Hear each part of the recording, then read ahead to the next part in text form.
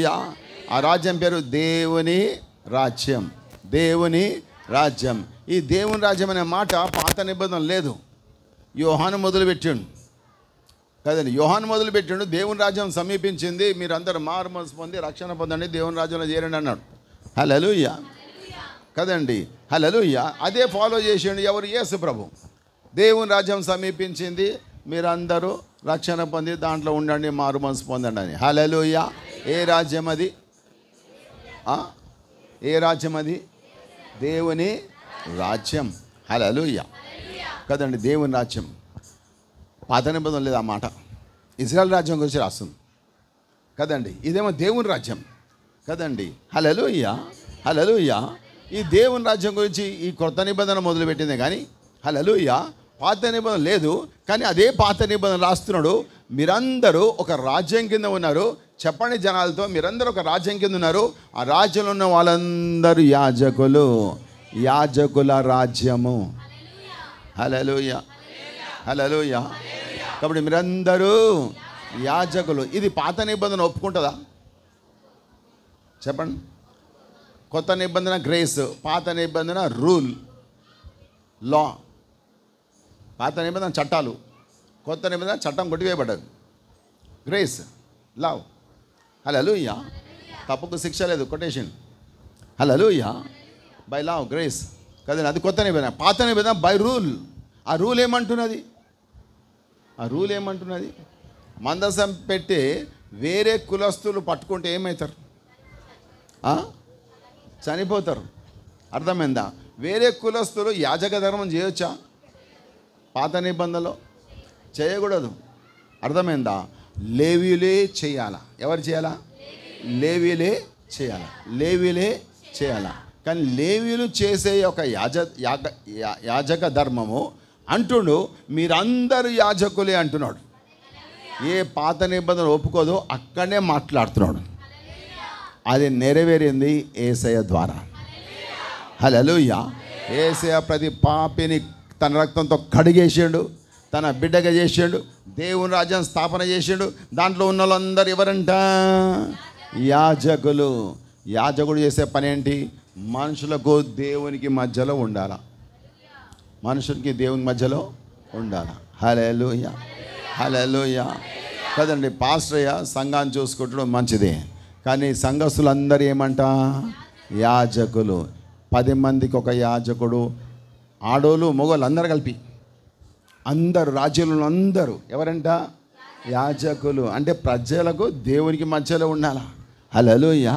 ప్రజలు నీ దగ్గరకు వచ్చుదురుగాక. హల్లెలూయా. ప్రజలు నీ దగ్గరకు వచ్చుదురుగాక. నువ్వు వాళ్ళని దేవుని దగ్గర చేర్చుదుగాక. దేవుని దీవెనలు వాళ్ళకు నువ్వు ఇచ్చుదుగాక. By prayer. హల్లెలూయా. హల్లెలూయా.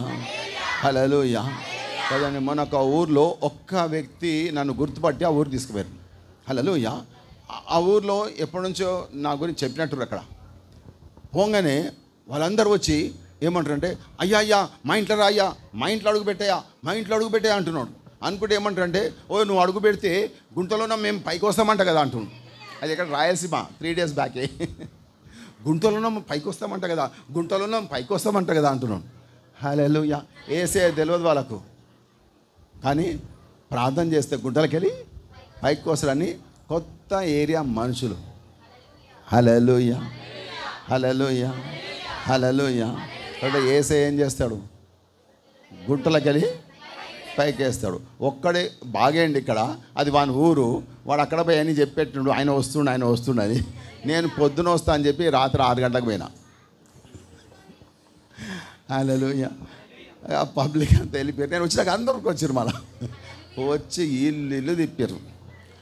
హల్లెలూయా కదండి. వాళ్ళకు ఒకటే అర్థమైంది, గుంటలకి వెళ్ళి పైకి లేయాలా. లేపటానే ఒక ఆయనోడు, ఎవరైనా యేసయ్య. హల్లెలూయా. హల్లెలూయా. ఆ బ్రదర్ పోయి అట్లా చెప్పాడు వాళ్ళకు. వాడు కూడా గుంటలు ఉండే పైకి వచ్చాడు కదా, అదే కథ చెప్పాడు. సింపుల్. హల్లెలూయా కదండి. వాళ్ళందరికీ ఆశ గుంటకి పైకి రావాలంటే ప్రార్థన కావాలా. హల్లెలూయా కదండి. ఆ బ్రదర్ వాళ్ళందరికీ వచ్చి నా ప్రార్థన చేసి పెట్టాడు. ఇక నేను పోతున్నాను, వాళ్ళ దగ్గరే మాట మీద పోతున్నారు. హల్లెలూయా. హల్లెలూయా. వాడు పని చేస్తాడు ఏదో, కానీ ప్రజలకు దేవుని మధ్యలో ఉన్నాడు. అర్థమవుతుందా? దేవుని అట్లా వాడుకొని గాక. ఆ రాజ్యం నిండా ఎవరు ఉంటారంట?